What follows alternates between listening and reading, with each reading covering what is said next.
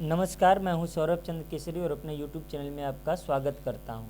आज साइंस का practice set 5 है और ये प्रैक्टिस सेट नहीं बल्कि प्रीवियस ईयर का क्वेश्चन है जो कि 18 सितंबर 2018 के शिफ्ट सेकेंड में पूछे गए सवाल हैं और इसमें 22 क्वेश्चन आए थे। आप सोच सकते हैं कि रेलवे ग्रुप डी में साइंस का कितना वेटेज है। ये रेलवे ग्रुप डी के लिए ही नहीं बल्कि आने वाले जितने भी एग्ज़ाम हैं जैसे कि पेट, उसके लिए भी क्या है, काफ़ी सहयोगी है, हेल्पफुल है। ठीक है, तो चलिए पहले क्वेश्चन से हम लोग शुरुआत करते हैं। और इस प्रैक्टिस सेट को देखने से पहले एक छोटा सा वीडियो मैंने अपलोड किया है, वो भी आवर्त सारणी का, वो ज़रूर देखें क्योंकि एक आध दो क्वेश्चन उस आवर्त सारणी से ज़रूर पक्का इसमें फंसेंगे और वो अगर पढ़ लिए हैं तो इसमें का क्वेश्चन आराम से कर लेंगे और जब मैं एक्सप्लेन करूँगा तो और अच्छे से समझ में आपको आएगा। तो देखिए यहाँ पर क्वेश्चन किया है कि यहाँ पर खाली है, ने सजीव वस्तुओं में लक्षणों की आनुवंशिकता के सिद्धांतों का प्रतिपादन किया। तो यहाँ पर पकड़ लीजिए बात, आनुवंशिकता, ग्रेगर जान मेंडल। ठीक है ना, यहाँ पर आंसर क्या होगा, ग्रेगर जान मेंडल। ठीक है ना, ये आनुवंशिकता के सिद्धांत को प्रतिपादित किया था मटर के पौधे पर। दूसरा क्वेश्चन चलते हैं, किसी सैटेलाइट और पृथ्वी के आकर्षण का गुरुत्वाकर्षण बल को तेजी प्रदान करता है। मतलब किसको तेजी प्रदान करता है भाई, किसी सैटेलाइट और पृथ्वी के बीच आकर्षण बल का गुरुत्वाकर्षण बल अभिकेंद्री बल को, अपकेंद्री बल को, समतली बल को, तनाव को। किसको, तो देखिए तनाव को नहीं होता है, समतली बल नहीं होता है, मतलब सैटेलाइट और पृथ्वी के बीच में। यहाँ पर होगा आपका आंसर अभिकेंद्री बल, यहाँ पर आंसर होगा अभिकेंद्री बल। देखिए मैंने इसको एक्सप्लेन भी किया है, मैं यहीं पर छोटा सा एक्सप्लेनेशन दे देता हूँ आपको। यहाँ पर देखिए क्या है, ये मानकर चलिए पृथ्वी है, ठीक है, और इसके चारों तरफ जो है एक छोटा सा सैटेलाइट है। तो ये जब इसके चारों ओर चक्कर लगाएगा तो देखिए एक बल इधर लगेगा और एक बल बाहर की ओर लगेगा, ठीक है ना। लेकिन ये घूम रहा है तो इस पे जो बल लग रहा है ये अभिकेंद्री बल लग रहा है, मैंने यही बताया था। हालांकि ये दोनों ही बल आपस में बराबर होते हैं, ये अभिकेंद्री बल होता है और जो बाहर से लगता है वो अपकेंद्री बल होता है, अपकेंद्री बल, ठीक है ना, अपकेंद्री, यहाँ पर ये नहीं रहेगा, ठीक है, अपकेंद्री बल। तो यहाँ पर जो आंसर सही होगा आपका, ये क्या होगा, अभिकेंद्री बल, यही तेजी प्रदान करता है। नेक्स्ट क्वेश्चन चलते हैं, तीसरा, हम मूत्र त्याग की उत्तेजना को नियंत्रित कर सकते हैं। देखिए कोई भी मल त्याग कर रहे हैं तो क्या आप उसको नियंत्रित कर सकते हैं क्या। देखिए ये वास्तव में अनैच्छिक क्रिया है जिसे नियंत्रित नहीं किया जा सकता, परंतु कुछ समय के लिए इसे अवश्य नियंत्रित किया जा सकता है। तो क्या इसे नियंत्रित हम कैसे कर पाते हैं, मांसपेशियों से या अपनी इच्छा से, अर्थात हम अपनी मस्तिष्क के सहारे ही इसको रोक लेते हैं।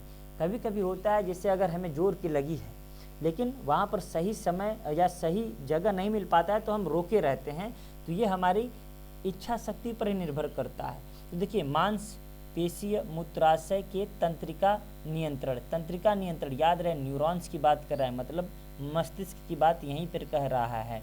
आगे बढ़ते हैं, क्या ऐसा कोई ऑप्शन है क्या, स्पिंचर मांसपेशी के मूत्राशय मूत्रमार्ग के बीच, ये भी नहीं हो सकता।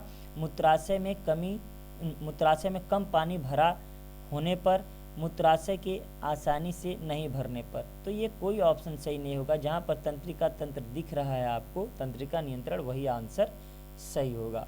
उम्मीद करता हूँ ये भी आपको समझ में आया होगा। देखिए चौथा क्वेश्चन क्या है, जंतु विज्ञान से, एनेलिडा वर्ग से संबंधित नहीं है। एनेलिडा वर्ग नहीं, संघ बोलना चाहिए इसको, क्योंकि वर्ग अलग होता है इसमें और संघ अलग होता है। यहाँ पर देखिए वो लिखा होगा, फाइलम ही लिखा होगा इंग्लिश में, मुझे पता है, लेकिन यहाँ पर वर्ग, वर्ग मतलब क्लास होता है। तो एनेलिडा संघ आपको याद रखना है, संघ देगा, ठीक है ना। तो एनेलिडा संघ में कौन नहीं है, क्या स्केरिस, केचुआ, नेरिस, जोंक। तो देखिए इसमें जो होता है एनेलिडा संघ में, आपको पता है केचुआ होता है जिसमें कंकाल वगैरह नहीं पाया जाता है, ठीक है। तो केचुआ हुआ, नेरिस हुआ और जोंक हुआ, ये तीनों के तीनों एनेलिडा हैं और ये एनिलिडा नहीं है, इसलिए जो आंसर होगा आपका वो आंसर होगा स्केरिस। ठीक है ना। तो जब ये एनिलिडा नहीं तो किस संघ का है, तो ये याद रखिएगा स्केलेमिन्थीज संघ का है। यहाँ पर मैं लिख देता हूँ ये किस संघ का है, स्केलेमिन्थीज। ठीक है ना, ये यहाँ पर लिख देता हूँ स्केलेमिन्थीज, स्केलेमिन्थीज। ठीक है, मिन्थीज, ये याद रखिएगा, आप लिख लीजिएगा नोट बना करके। स्केरिस स्केलेमिन्थीज संघ का जंतु है। ठीक है। अब यहाँ पर क्या है कि 5वां क्वेश्चन, यहाँ पर आंसर आपका स्केरिस होगा, समझ जाइएगा। स्केरिस 2 फोकस दूरियों वाले लेंस का उपयोग से पीड़ित व्यक्तियों द्वारा किया जाता है।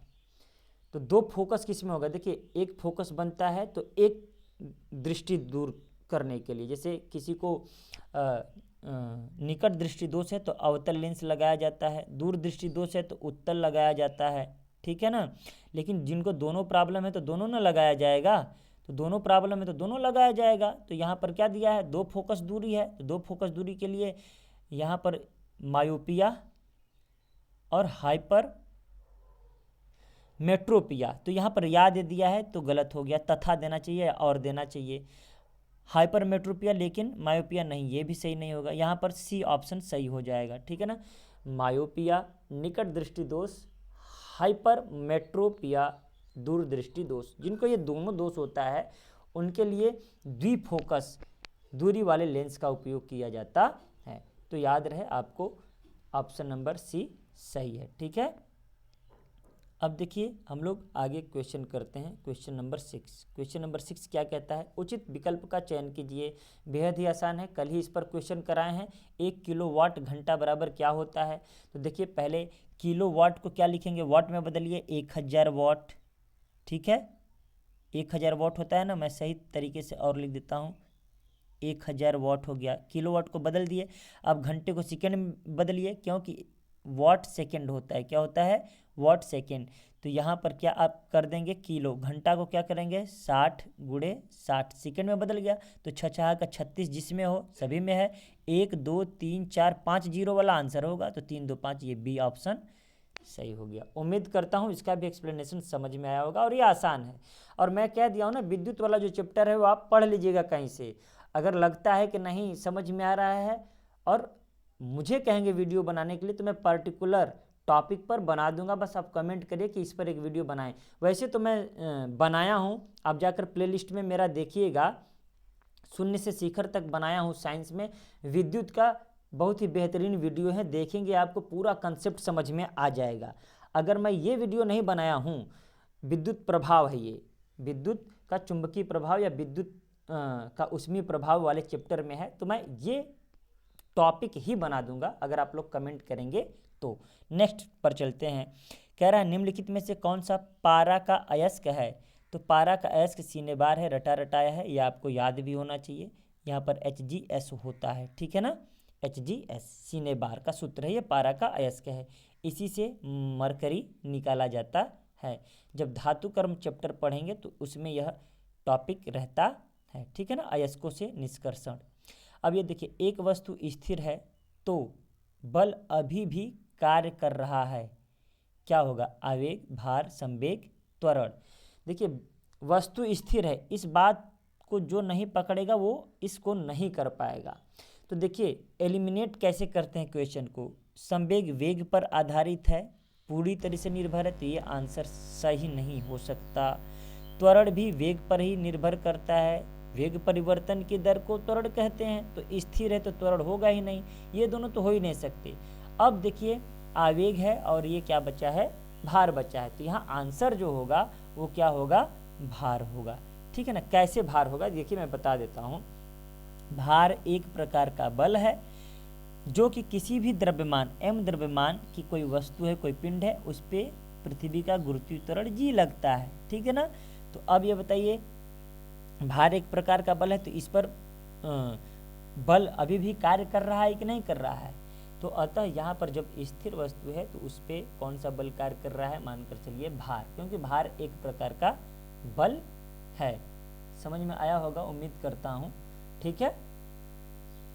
अब देखिए आगे हम लोग चलते हैं, क्योंकि देखिए भार का W weight is equal to mg, ठीक है ना, ये होता है, इसलिए आप ध्यान रखिएगा, ये आंसर आपका सही होगा। 9वां क्वेश्चन क्या है, 9वां क्वेश्चन चलते हैं हम लोग। उसे चुनिए जो समूह से संबंधित नहीं है। उड़ा देंगे ये, देखिए हाइड्रोजन सही है, मुझे देखते ही पता चल गया, क्योंकि सिल्वर धातु है, एल्यूमिनियम धातु है, गोल्ड धातु है, जबकि हाइड्रोजन अधातु अथवा गैस है। ऐसे भी सोचिए सभी ठोस हैं और ये गैस है, तो ये आंसर ए सही हो जाएगा। अब देखिए आपका 10वां क्वेश्चन है। 10 नंबर का क्वेश्चन कहता है कि ऊर्जा की व्यावसायिक इकाई क्या है। तो ऊर्जा की व्यावसायिक इकाई यूनिट है। क्या है, यूनिट। लेकिन क्या ऑप्शन में यूनिट दिया है, नहीं दिया है। तो हमने प्रीवियस वाले जो इससे प्रीवियस वीडियो था, लेक्चर नहीं प्रैक्टिस, उसमें बताया था कि किलोवाट घंटा को ही क्या बोलते हैं, यूनिट बोलते हैं। तो यहाँ पर आंसर क्या हो जाएगा, किलोवाट घंटा, क्योंकि 1 किलोवाट घंटा बराबर 1 यूनिट होता है, ठीक है। घर पे या फिर जो इंडस्ट्री में यूज होता है वो किलोवाट घंटा से ही होता है। अब देखिए 10वां के बाद 11वां क्वेश्चन है हमारा। पौधे के बीज में एक खाद्य भंडार के रूप में कार्य करता है। प्रांकुर, अब बी वाला ऑप्शन ही नहीं है।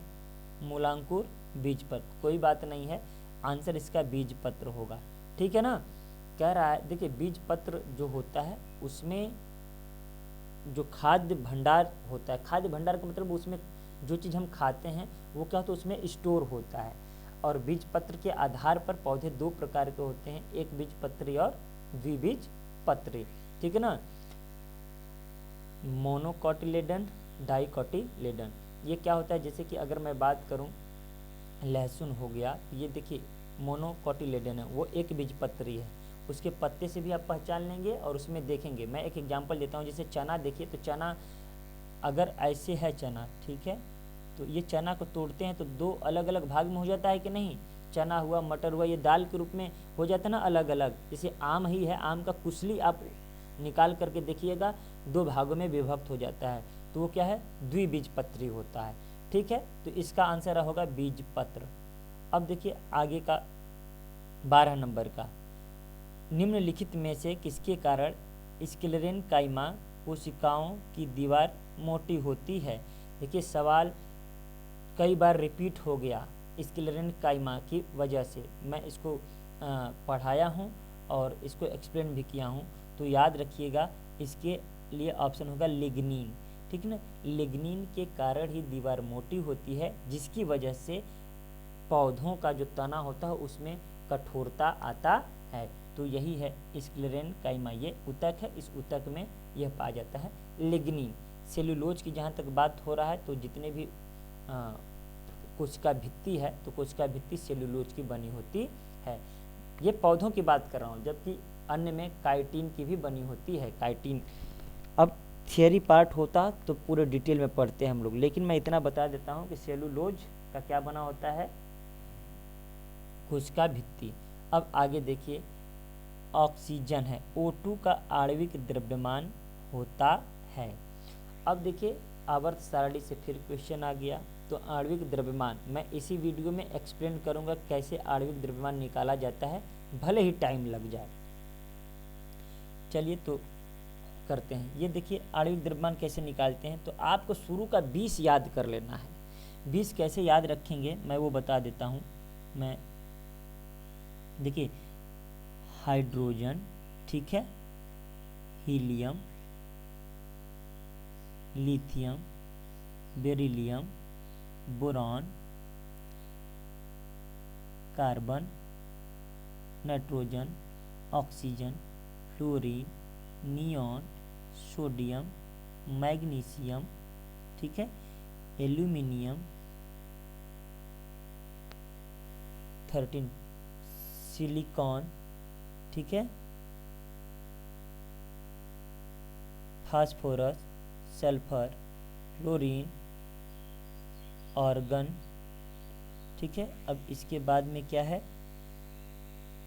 Potassium, calcium. ये 20 आपको मैं रटवा नहीं रहा हूँ, एक ही बार में याद हो जाएगा। देखिएगा कैसे याद करना है। देखिए इसका परमाणु क्रमांक कितना होता है, 1, इसका 2, इसका 3, इसका 4, इसका 5, इसका 6, इसका 7, 8, 9। तो ये परमाणु क्रमांक मैं लिख रहा हूँ, ठीक है। अब लिखने की ज़रूरत नहीं है, आप समझ जाएंगे। तो यहाँ पर देखिएगा 4 इसमें से याद कर लीजिए। एक हो गया बेरिलियम, ठीक है, और एक हो गया नाइट्रोजन, ठीक है। ये 2 मैं बताऊंगा, बाकी याद करने की जरूरत नहीं पड़ेगी। 2 हो गया, एक हो गया आर्गन, तो आर्गन नहीं याद करेंगे तो भी चलेगा, ठीक है ना। एक हो गया क्लोरीन। बस आपको यही याद रखना है, बाकी देखिएगा कैसे जादू की तरह आपको एक ही झटके में ये याद हो जाएगा, ठीक है ना। देखिए अब आपको याद क्या करना है, सम संख्या विषम संख्या।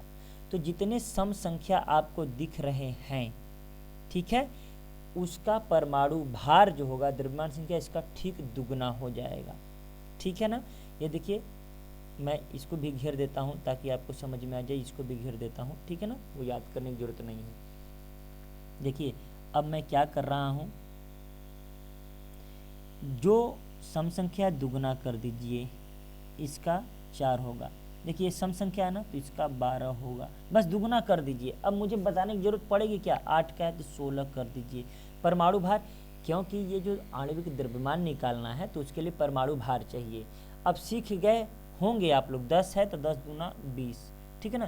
तो जितने भी सम संख्या वाले हैं उसको दुगना करना है, और जितने विषम संख्या वाले हैं इसको दुगना करके एक जोड़ देना है। दुगना से एक अधिक, 3 दूना 6, 1 7, 5 दूना 10, 1 11, ठीक है ना। 11 दूनी 22, 1 23, 9 दूना 18, 1 19। उम्मीद करता हूँ इससे आप कंसेप्ट समझ गए होंगे। तो सर ये चारों क्यों बताए हैं, तो बस ये 4 का मैं नाम ले रहा हूँ, उसको 4 बता देना हूँ, रट लीजिए आप। देखिए हाइड्रोजन का सदैव 1 होता है, क्यों, क्योंकि इसमें न्यूट्रॉन नहीं पाए जाते हैं। याद रखिएगा न्यूट्रॉन नहीं पाया जाता, कौन से परमाणु में, तो आप बताएंगे हाइड्रोजन में, ठीक है ना। ये परमाणु का अपवाद है, क्योंकि परमाणु इलेक्ट्रॉन प्रोटॉन न्यूट्रॉन से मिलकर बना होता है। अब देखिए हमने किसको कहा था, बेरिलियम का। बेरिलियम का कितना होता है, 4 होता है। तो 4 का कितना होना चाहिए, 8 होना चाहिए ना, सम संख्या है तो, लेकिन 8 नहीं होता है, कितना होता है, 9। तो आपको याद रख लेना है बेरिलियम का 9 होता है, ठीक है ना। अब देखिए नाइट्रोजन है तो 7 दूना 14, 1 15 होना चाहिए, लेकिन 15 नहीं होता है, 14 होता है। कितना होता है, 14। तो ये याद रख लेना है आपको। अब देखिए आर्गन बचा, आर्गन का 18 है तो 36 होना चाहिए, लेकिन 36 ना होकर के 40 होता है, तो ये याद कर लेना है आपको। अब देखिए क्लोरीन का मैं कह रहा हूँ, क्लोरीन का 17 होता है तो 17 दूना 34, 35 होना चाहिए, लेकिन नहीं, 35.5 होता है। तो देखिए 20 तक मैंने लिखा था, अगर 20 तक के तत्व आपको याद हो गए हैं तो उनमें से बस ये चारों याद रखिएगा कि बेरिलियम का परमाणु भार 9, नाइट्रोजन का 14, आर्गन नहीं याद है तो चलेगा क्योंकि इसका कोई यौगिक नहीं बनता है, लेकिन याद है तो अच्छी बात है। और क्लोरीन का 35.5। अब अगर इतना समझ गए तो अब मैं जो क्वेश्चन करने जा रहा हूँ वो आप कर ले जाएंगे। देखिए पूछ रहा है ऑक्सीजन, ऑक्सीजन का आणविक द्रव्यमान मतलब अणु भार। पूछे आणविक द्रव्यमान चाहे अणु भार, तो क्या होता है, देखिए ऑक्सीजन में कितना ऑक्सीजन है, 2 ऑक्सीजन है सर, ठीक है। ऑक्सीजन का अभी एटॉमिक मास कितना होता है, परमाणु भार तो 16 होता है। देखिए यहाँ इसका 8 होता है तो इसका 16 हो गया, तो यहाँ पर 16 से बस गुणा कर देंगे, मतलब आणविक द्रव्यमान परमाणु भारों का योगफल होता है। तो यहाँ पर 2 बार ऑक्सीजन है, 2 ऑक्सीजन है, ठीक है। तो 2 ऑक्सीजन मतलब 16 इसका और 16 इसका जोड़ेंगे तो कितना हो गया, 32। तो यही 16 दूना 32, तो आंसर क्या हो जाएगा, बी। देखिए एक क्वेश्चन बताने के लिए मुझे इतना बताना पड़ा। अब देखिए एक मैं बताता हूँ आपको कि कैसे करते हैं, ये देखिएगा। अगर दे दिया कि H2O का आणविक द्रव्यमान बताइए, ठीक है ना, आणविक द्रव्यमान, तो या अणु भार, इसी को क्या बोल सकता है, अणु भार, ठीक है ना। तो कैसे निकालेंगे, देखिएगा हाइड्रोजन का 1 होता है, पढ़े ही हैं। हाइड्रोजन कितनी बार है, 2 बार, तो 2 से गुणा कर दिए, हाइड्रोजन खाली हो गया। हाइड्रोजन के साथ क्या है, प्लस ऑक्सीजन है, ऑक्सीजन 1 है और ऑक्सीजन का कितना होता है, 16, तो 16 ही केवल लिख रहा हूँ, 2 होता तो गुणा कर देता, 2 1 कम, 2 प्लस 16, बताइए कितना अणु भार हो गया, 18। एक और लेते हैं, एक और, चलिए एक और, ठीक है ना। यहाँ पर देखिए हमने क्या ले लिया, HCl, ठीक है ना। तो H का कितना होता है 1, Cl का कितना होता है 35.5, याद है ना, तो 36.5, ये आणविक द्रव्यमान हो गया। तो उम्मीद करता हूँ इतना से आपका कंसेप्ट क्लियर हो गया होगा। अब आते हैं हम अपने अगले क्वेश्चन पर। देखिए अब दे रहा है एक सहसंयोजक अणु नहीं है, ठीक। तो ऑप्शन देखते हैं अब। एक सहसंयोजक अणु नहीं, ये सहसंयोजक है, ये भी है, ये भी है, ये नहीं है, तो ये सही आंसर आपका ये हो जाएगा, ठीक है। आपका ये आंसर नहीं होगा, क्यों? अब देखिए सहसंयोजक अणु क्या होता है, केमिस्ट्री डिटेल में जो पढ़ा है निश्चित रूप से कर ले जाएगा।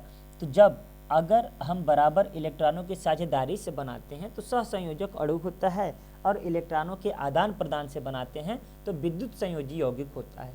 तो देखिए पहचान क्या है, ये जो बॉन्ड लगा होता है ना, ये जो आप देख रहे हैं सिंगल बॉन्ड डबल बॉन्ड, ये बॉन्ड जो लगा रहता है, ये दिख रहा है, ये जो लाइन दिख रहा है, ये जो बॉन्ड लगा रहता है, ये सहसंयोजक अणु का पहचान है। तो ये यहाँ पर भी बॉन्ड लगा है, यहाँ पर भी बॉन्ड लगा है, यहाँ पर भी बॉन्ड लगा है, और यहाँ पर बॉन्ड लगा है क्या? नहीं लगा है। इसका मतलब यह सहसंयोजक यौगिक नहीं है, यही हुआ आंसर। ये कौन सा यौगिक है? तब इसको बोलेंगे आयनिक यौगिक। कौन सा यौगिक? आयनिक यौगिक। इसी यौगिक को हम वैद्युत संयोजी यौगिक भी बोलते हैं, इतना याद रखिएगा, क्योंकि ये देखिए विद्युत चार्ज है, यहाँ पर माइनस लिखना चाहिए, नहीं लिखा है तो मैं लिख देता हूँ। उम्मीद करता हूँ इसका भी एक्सप्लेनेशन आपको समझ में आया होगा। आते हैं नेक्स्ट क्वेश्चन पर। कार्बन परमाणु वाले हाइड्रोकार्बन के साथ जुड़ने वाला उपसर्ग क्या है? मतलब 4 कार्बन होते हैं तो क्या बोलते हैं? 4 कार्बन को ब्यूट बोलते हैं। चलिए इसकी भी गिनती आपको याद करा देते हैं, ठीक है। इसकी भी गिनती हम आपको याद करा देते हैं कि अगर 1 कार्बन है तो क्या होगा? कार्बन की संख्या अगर 1 होगी, कितना होगी? 1, तो उसको बोलेंगे मेथ। क्या बोलेंगे? मेथ। अगर कार्बन की संख्या 2 हुई तो उसको बोलेंगे एथ। क्या बोलेंगे? एथ। कार्बन की संख्या 3 हुई तो बोलेंगे प्रोप, ठीक है। कार्बन की संख्या 4 हुई तो बोलेंगे ब्यूट, ठीक है।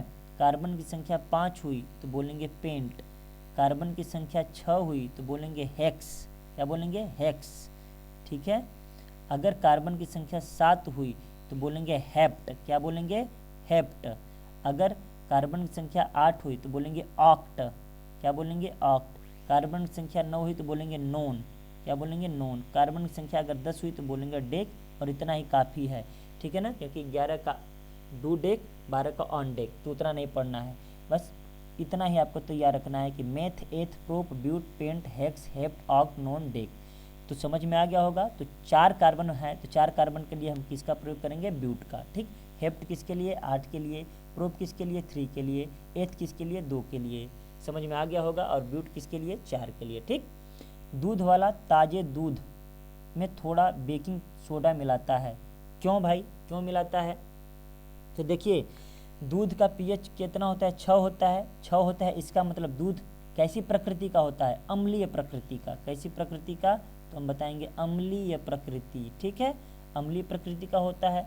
तो अम्लीय प्रकृति का होता है तो अम्लीकरण को हम कम करेंगे, और अम्लीकरण को कम करने के लिए क्या मिलाएंगे? क्षार मिलाएंगे। तो क्षार मिलाएंगे तो क्षार क्या है भाई? बेकिंग सोडा है, हैं? तो इसका मतलब अम्लीकरण को रोकने के लिए बेकिंग सोडा मिलाया जाता है। तो ऑप्शन नंबर ए सही है। गाढ़ेपन से कोई मतलब नहीं है, स्वाद से कोई मतलब नहीं, क्रीम से कोई मतलब नहीं है, ठीक है। क्योंकि दूध एक कोलाइडी विलेन होता है जिसमें फैट, प्रोटीन सब मिला होता है। तो यहाँ पर पहला ऑप्शन सही हो जाएगा आपका, अम्लीकरण को रोकने के लिए। नेक्स्ट क्वेश्चन पर चलते हैं। 17 नंबर। किसी वस्तु को एक निश्चित ऊंचाई से भूमि पर गिराया जाता है, जब यह भूमि को छूती है तो इसमें होगी। देखिए यहाँ पर एक लाइन जो बताया है, जब यह भूमि को छूती है तो क्या होगी?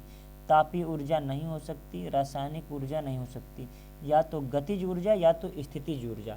तो देखिए अगर ये वाली लाइन नहीं होती, मैं इसको अगर मिटा देता, ये लाइन नहीं होती, ठीक है, तब तो आंसर हो जाता आपका स्थितिज ऊर्जा, ठीक है ना। लेकिन जैसे ही ये लाइन जुड़ गई आप में, जैसे ही ये लाइन जुड़ गई तो अब आपका आंसर वो नहीं होगा, क्या होगा? गतिज ऊर्जा होगा। पूछिए क्यों? क्योंकि यहाँ पर मानकर चलिए ये एक पिंड है, ऊपर है, ठीक है, और ये जमीन है, यहाँ पर हाइट है तो एक स्थिति है, तो इस स्थिति में इसमें स्थितिज ऊर्जा है, इसमें एकत्रित जो ऊर्जा है स्थितिज ऊर्जा है। लेकिन अब यहाँ पर क्या हो रहा है कि यह नीचे इस पर गिर रही है, गिर रहा है तो इसको छूने की बात कह दिया है, तो यहाँ पर गतिज ऊर्जा होगा, क्योंकि ये गति करते हुए ही नीचे आएगा। तो यहाँ पर आंसर क्या होगा, बी आंसर सही होगा। उम्मीद करता हूँ ये भी क्वेश्चन आपको समझ में आया होगा। गतिज ऊर्जा का सूत्र क्या होता है आपको पता ही होगा, के काइनेटिक एनर्जी हाफ mv², ठीक है, याद रखिएगा। मतलब गतिज ऊर्जा द्रव्यमान पर, वेग पर, दोनों पर निर्भर करती है। आगे का क्वेश्चन है 18 नंबर। 18 नंबर का क्वेश्चन क्या कहता है, चालक तार की पीवीसी, क्या बोल रहा है, पीवीसी, ठीक है ना, पीवीसी है भाई, एस लिखा गया मुझसे, पीवीसी द्वारा कोटिंग करके किसको रोका जाता है, ओवरलोडिंग को, बिल्कुल नहीं, फ्यूजिंग को, बिल्कुल नहीं, शॉर्ट सर्किट, यस सर, बिल्कुल ऑप्शन नंबर सी सही है, ठीक है ना। देखिए ये पीवीसी होता क्या है, आप देखे होंगे तार जो घरों में यूज करते हैं उस पर एक प्लास्टिक का कवर लगा होता है, लगा रहता है ना, तो वो एक बहुलक होता है जिसका नाम है पी से पॉलीविनाइल क्लोराइड, पॉलीविनाइल क्लोराइड का बना होता है। कभी कभी फुल फॉर्म देकर पूछ देता है कि पॉलीविनाइल क्लोराइड का प्रयोग कहाँ होता है, तो आप बताएंगे तार में होता है, वायर वाले में, तार में होता है, कि शॉर्ट सर्किट ना हो, ठीक है। अगला क्वेश्चन कहता क्या है, बादलों का सफ़ेद रंग किसके कारण होता है, प्रकाश के प्रकीर्णन, बहुत बार क्वेश्चन आया है। बादलों का सफ़ेद रंग, बादलों का लाल रंग, बादलों का नीला रंग, जितना भी होगा सब प्रकाश के प्रकीर्णन के कारण होता है। तो बात नहीं करते हैं, नेक्स्ट क्वेश्चन पर चलते हैं। कौन सी भारत की स्वदेशी निर्मित और विकसित लंबी दूरी सबसोनिक क्रूज मिसाइल है। देखिए साइंस एंड टेक्नोलॉजी से क्वेश्चन पूछ दिया है, भले ही साइंस का है लेकिन current affair type science and technology का यह क्वेश्चन है। तो यहाँ पर आपका निर्भय है, ये याद रखिएगा, इसमें कोई एक्सप्लेनेशन करने की ज़रूरत नहीं है, क्योंकि ये जब आया था तो हमें लगता है कि उस टाइम का ये करंट अफेयर है, जो कि साइंस एंड टेक्नोलॉजी से क्वेश्चन है, ठीक है। तो याद रखिएगा भारत का स्वदेशी निर्मित, ठीक है ना, और विकसित लंबी दूरी का सबसोनिक क्रूज निर्भय है। निर्भय क्या है, सबसोनिक क्रूज है, ठीक है ना। जबकि नाग की अगर हम बात करें तो नाग टैंक विरोधी या टैंक रोधी कह सकते हैं, निर्देशित मिसाइल है, ठीक है ना, ये टैंक रोधी है और ये स्वदेशी निर्मित है, ठीक है ना। पिनाक के बारे में बहुत ज़्यादा जानकारी नहीं, लेकिन ऐसा मतलब कहा जाता है कि यह भगवान शिव का क्या था, धनुष का नाम था पिनाक, ठीक है ना। तो कोई मतलब नहीं है पिनाका या पिनाक। आगे बढ़ते हैं हम लोग। देखिए आवर्त सारणी से क्वेश्चन आ गया है, जो कि पिछला वीडियो मैंने आवर्त सारणी का ही एक लेक्चर डाला था, वो भी छोटा सा। कह रहा है दूसरे आवर्त से संबंधित मजबूत श्रृंखलन, दो बातें दिया है, दूसरा आवर्त और मजबूत श्रृंखलन, गुण वाले तत्व का इलेक्ट्रॉनिक विन्यास क्या होगा। तो हमने कहा कि गिनिए, 1 2 2 है तो ये दूसरा वाला हो सकता है, दूसरे आवर्त का ये तत्व है। 1 2 3 ये तीसरे आवर्त का तत्व है, तो ये ऑप्शन नहीं हो सकता। 1 2 3 ये भी तीसरे आवर्त का तत्व है, ये नहीं हो सकता। 1 2 तो ये दूसरे आवर्त का तत्व है। या तो आंसर ए सही होगा या तो आंसर बी सही होगा। अब समस्या यह है कि हमारा आंसर क्या होगा और हम आंसर क्या दें। तो देखिए ये पूछा है मजबूत, ये कहा है मजबूत श्रृंखलन, मतलब मजबूत बॉन्ड कौन बनाएगा। मजबूत बॉन्ड, ये देखिए बाहरी कोश में कितने इलेक्ट्रॉन, 4 इलेक्ट्रॉन है, अर्थात ये कार्बन का है। ध्यान से सुनिएगा, इसके कुल टोटल कितने इलेक्ट्रॉन हो गए, 6, मतलब परमाणु क्रमांक 6 किसका होता है, तो आप बताएंगे कार्बन का। ये टोटल 8 हो गए, परमाणु क्रमांक 8 किसका होता है, तो आप कहेंगे ऑक्सीजन का, ठीक है ना। ऑक्सीजन का जो बॉन्ड होता है ये कुछ इस प्रकार से होता है, ठीक है ना। जबकि कार्बन का जो बॉन्ड होता है, मैं इसको भी समझाने के लिए एक ले लेता हूँ। कार्बन का जो, देखिए ऑक्सीजन आपस में कैसे जुड़े होते हैं, ये इस तरीके के, ठीक है ना, डबल बॉन्ड से। लेकिन कार्बन जो है कि इस तरीके से जुड़ा होता है, अपने ही 4 दिख रहे हैं आप। इसी की वजह से ग्रेफाइट और हीरा बनता है, और हीरा कितना कठोर होता है आप बखूबी जानते हैं। तो यहाँ पर इसका जो श्रृंखलन है, इसका जो बॉन्ड है, ये सबसे अधिक है किसकी अपेक्षा, ऑक्सीजन के बॉन्ड के अपेक्षा। तो उम्मीद करता हूँ इसका भी आंसर आपको समझ में आ गया होगा। यहाँ पर जो आंसर होगा कार्बन होगा, कार्बन अर्थात 2 और 4 वाला होगा, ऑप्शन डी, ठीक है ना। तो दूसरा आवर्त तो ये दोनों ही समझ गए होंगे मेरे उसी वीडियो से, लेकिन ये कार्बन वाली जो बात है, मजबूत श्रृंखलन वाली बात है, तो ये कार्बन है, याद रखिएगा, बहुत ही महत्वपूर्ण प्रश्न है। अब देखिए न्यूमेरिकल जो डराता है, क्या कह रहा है, बेहद आसान है लेकिन डराता है, क्या करें, इतना वोल्टेज और इतना एम्पियर धारा वाले विद्युत बल्ब का पावर, पी पूछ रहा है, दोनों का गुणा कर दीजिए, हो जाएगा आंसर। कैसे हो जाएगा सर, देखिए अभी कर देते हैं, आपको समझ में आ जाएगा। P is equal to V into I होता है, याद रहेगा आप कि नहीं याद रहेगा, बस P कितना दिया था 240, I कितना दिया था 0.6 दिया था, 6 चौका 24, 6 दूनी 12 14, एक अंक पर दशमलव लगाएंगे, इतना 144 वाट हो गया आंसर। तो 144 वाट कहाँ दिया है, सी ऑप्शन सही है। उम्मीद करता हूँ यह आपको समझ में आया होगा। कैसा सेशन लगा ज़रूर कमेंट में लिखिएगा, और किसी टॉपिक पर अगर चाहिए वीडियो तो मैं उस पर बना दूंगा, आप बिल्कुल कमेंट कर सकते हैं। मिलते हैं नेक्स्ट वीडियो में, तब तक के लिए नमस्कार और भविष्य के लिए शुभकामनाएं कि आपका सिलेक्शन ज़रूर हो और इसी साल हो।